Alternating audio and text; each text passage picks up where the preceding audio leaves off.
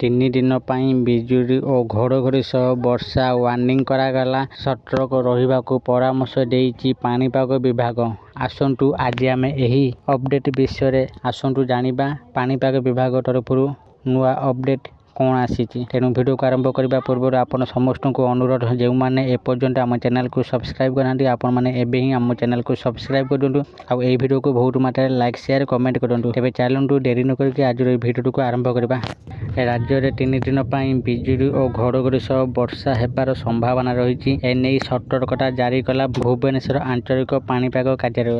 ଆସନ୍ତା 26, 27 ଓ 28 ତାରିଖ ପାଇଁ ବିଜୁଳି, ଘଡ଼ଘଡ଼ି ଓ ବର୍ଷା ୱାର୍ଣ୍ଣିଂ ଜାରି ହୋଇଛି। ବିଜୁଳି, ଘଡ଼ଘଡ଼ି ଓ ବର୍ଷା ସହ ବୋହିପାରେ ପବନ। ଏସବୁ ଜିଲ୍ଲାକୁ ସତର୍କତା। ଆସନ୍ତାକାଲି ମୟୂରଭଞ୍ଜ, କେନ୍ଦୁଝର, ବାଲେଶ୍ୱର, ଭଦ୍ରକ ଜିଲ୍ଲାକୁ ୟେଲୋ ୱାର୍ଣ୍ଣିଂ ରହିଛି। ଗଞ୍ଜାମ, ଗଜପତି, ରାୟଗଡ଼ା, କୋରାପୁଟକୁ ମଧ୍ୟ ୟେଲୋ ୱାର୍ଣ୍ଣିଂ ଜାରି ହୋଇଛି। 27, 16 ଏବଂ 28ରେ 8 ଜିଲ୍ଲାକୁ ୟେଲୋ ୱାର୍ଣ୍ଣିଂ ଦିଆଯାଇଛି।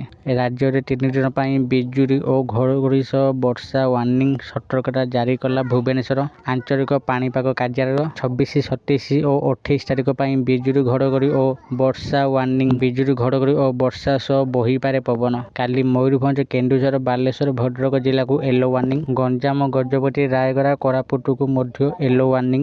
27, 16 ଏବଂ 28ରେ 8 ଜିଲ୍ଲାକୁ ୟେଲୋ ୱାର୍ଣ୍ଣିଂ।